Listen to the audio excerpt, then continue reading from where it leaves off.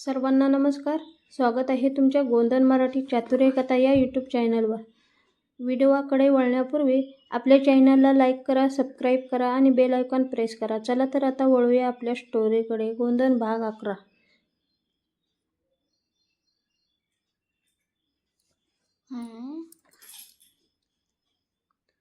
गोंधनामागचं अंतिम रहस्य. त्या रात्री संपूर्ण गाव झोपलं होतं, पण विश्वाच्या डोळ्यात झोप नव्हती. दामोदरने दाखवलेले कागदपत्र, त्याच्या जन्माचे रहस्य आणि त्या जुन्या पत्रात दडलेलं सत्य त्याच्या मनात सतत भिरत होतं. अंगणात बसून तो आकाशाकडे पाहत होता. चंद्रप्रकाश संपूर्ण परिसरावर पसरला होता. दूर कुठेतरी रातकिड्यांचा आवाज ऐकू येत होता, पण त्याच्या मनात मात्र हजारो प्रश्नांची गर्दी होती. मी कोण आहे? माझे खरे आई वडील कोण होते?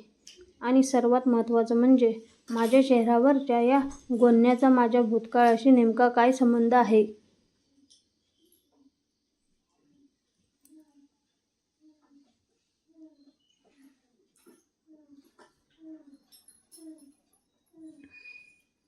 घराच्या आत आजी झोपली होती, पण तिच्या चेहऱ्यावरही काळजी स्पष्ट दिसत होती. अनेक वर्षे तिने एक मोठे रहस्य लपवून ठेवले होते. तिच्या मनात एकच भीती होती, सत्य समोर आल्यानंतर विश्वास तिच्यापासून दूर जाईल का? पण तिला माहीत होतं की आता सत्य लपवणं शक्य नव्हतं. दुसऱ्या दिवशी सकाळी दामोदरने विश्वासला पुन्हा बोलवलं. त्याने जुनं पत्र उघडलं आणि त्यातील प्रत्येक ओळ वाचायला सुरुवात केली. ते पत्र विश्वासच्या वडिलांनी लिहिलं होतं.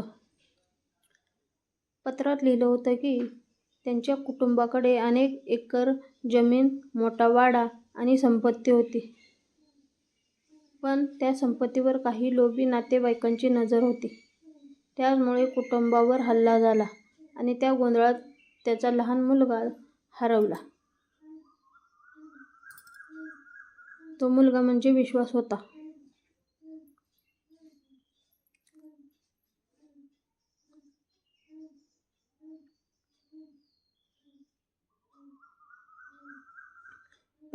पत्रात आणखी एक गोष्ट लिहिली होती. विश्वासच्या चेहऱ्यावरचं गोंधन फक्त अपघातामुळे झालेली खून नव्हती. त्या जखमेच्या मागे एक अशी घटना दडलेली होती जी त्यांच्या आयुष्याचा मार्ग बदलणारी होती. दामोदरने सांगितले की लहानपणी हरवल्यानंतर काही लोकांनी विश्वासला पकडण्याचा प्रयत्न केला होता, कारण त्यांना माहिती होतं की तो जिवंत राहिला तर भविष्यात तो आपल्या संपत्तीवर वारसदार बनेल.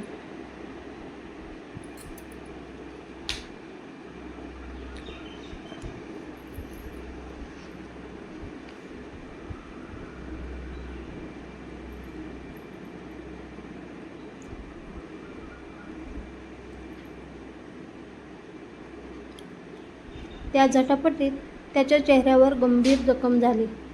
त्याच जखमेची खूण पुढे गोंधनासारखी कायम राहिली.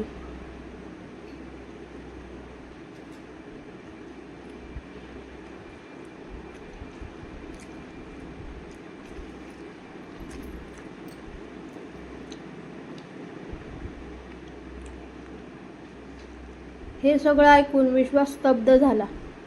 त्याला कधीच संपत्तीची इच्छा नव्हती. त्याच्यासाठी आजीचं प्रेम, गावातील लोकांचा विश्वास आणि पुष्पाचं प्रेम हेच सर्वस्व होतं. पण नियतीने त्याच्यासमोर एक नवीन वाट उघडली होती. त्याला आता स्वतःच्या भूतकाळाचा सामना करायचा होता. त्या संध्याकाळी तो नदीकिनारी गेला, त्याच ठिकाणी जिथे तो आणि पुष्पा नेहमी भेटायचे. सूर्य मावळत होता. नदीच्या पाण्यावर सोनेरी प्रकाश चमकत होता. वाऱ्याने झाडांची पानं हालत होती. त्या सुंदर वातावरणात पुष्पा त्याची वाट पाहत उभी होती. तिच्या चेहऱ्यावर चिंता दिसत होती. विश्वास तिच्याजवळ येऊन बसला. काही क्षण दोघेही शांत राहिले. मग पुष्पाने त्याचा हात हातात घेतला आणि हळू आवाजात विचारलं, तू ठीक आहेस ना? विश्वास हलकासा हसला. मला माहिती नाही मी कोण आहे, पण एक गोष्ट नक्की माहिती आहे. काय? मी तुझ्यावर प्रेम करतो.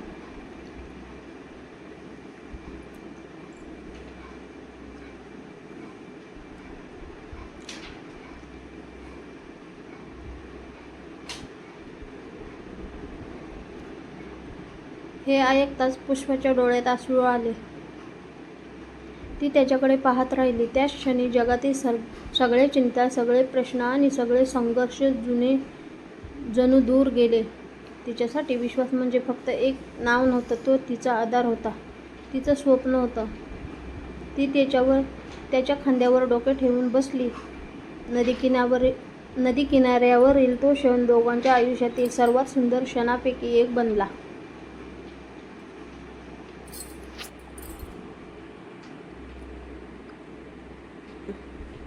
जर उद्या तुला तुझं खरं कुटुंब मिळालं, मोठी संपत्ती मिळाली, मोठं आयुष्य मिळालं, तरी तू मला विसरणार नाहीस ना?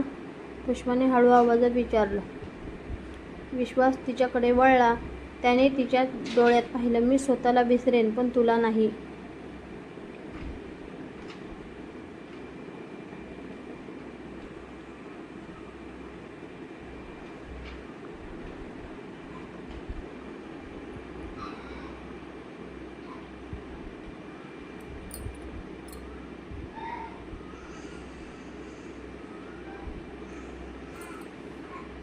त्या उत्तराने पुष्पाच्या चेहऱ्यावर हसू उमटलं. तिच्या गालावर लाली पसरली.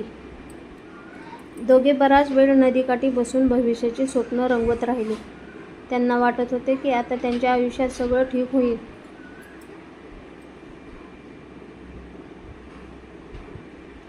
पण नियतीने अजून एक मोठी परीक्षा त्यांच्यासाठी राखून ठेवली होती.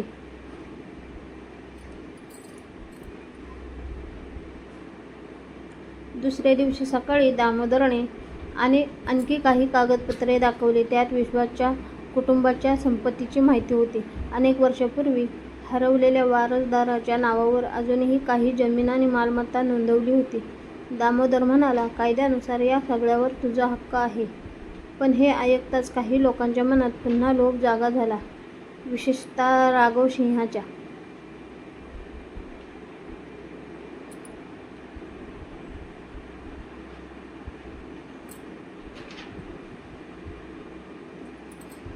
विक्रम तुरुंगात असला तरी राघव सिंह अजूनही गावात प्रभावशाली होता. त्याने लगेच या गोष्टीचा विचार सुरू केला. जर हा मुलगा खरंच त्या संपत्तीचा वारसदार असेल तर उद्या तो माझ्यापेक्षा मोठा होईल. त्याच्या मनात द्वेष निर्माण झाला. त्याने काही लोकांना बोलवलं आणि विश्वासच्या भूतकाळाबद्दल माहिती गोळा करण्यास सांगितलं.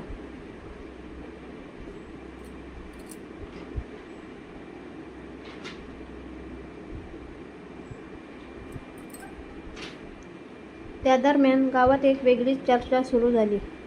ज्या लोकांनी कधी विश्वासला कमी लेखलं होतं तेच आता त्याच्या जवळ येऊ लागले. काही क्षण त्यांच्याशी गोड बोलू लागले. काही जण त्याला मदत करण्याची भाषा करू लागले. पण विश्वासला या बदलामागचं कारण समजत होतं. त्याला माहीत होतं की सगळ्यांना त्याच्यावर प्रेम नव्हतं. अनेकांना फक्त त्याच्या संपत्तीची लालसा होती.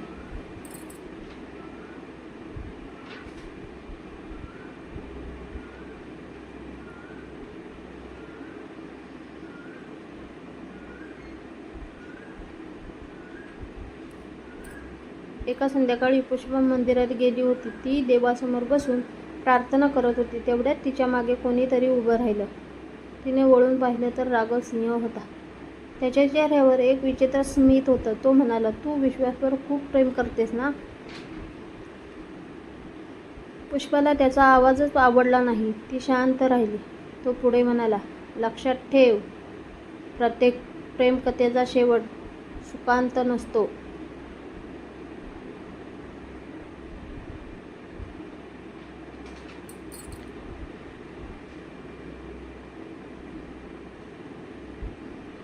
हे बोलून तो निघून गेला.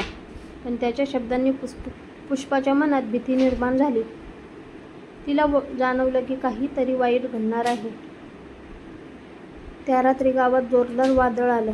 आकाशात विजा चमकत होत्या. पाऊस मुसळधार कोसळत होता. विश्वास घरात बसून कागदपत्र पाहत होता. तेवढ्यात दरवाजावर जोरात ठोका पडला. त्याने दरवाजा उघडला तर समोर गणू उभा होता. तो पण पूर्ण भिजला होता आणि धापा टाकत होता.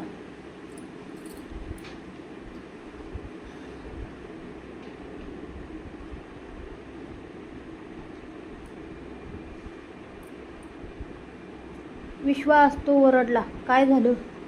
पुष्पा संकटात आहे.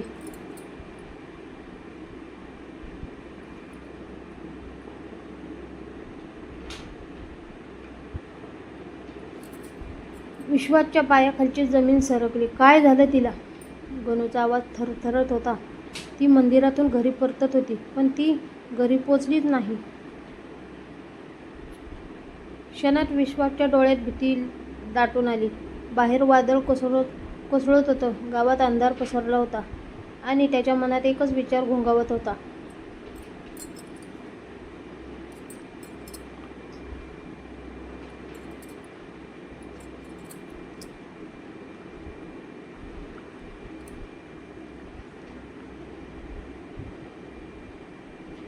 पुष्पा कुठे आहे? तो क्षणाचीही विलंब न करता घराबाहेर धावला. पावसाच्या धारांमधून तो वेड्यासारखा धावत होता, कारण त्याला जाणवत होते की हे साधं गायब होणं नव्हतं. कोणीतरी मुद्दाम पुष्पाला त्याच्यापासून दूर नेलं होतं.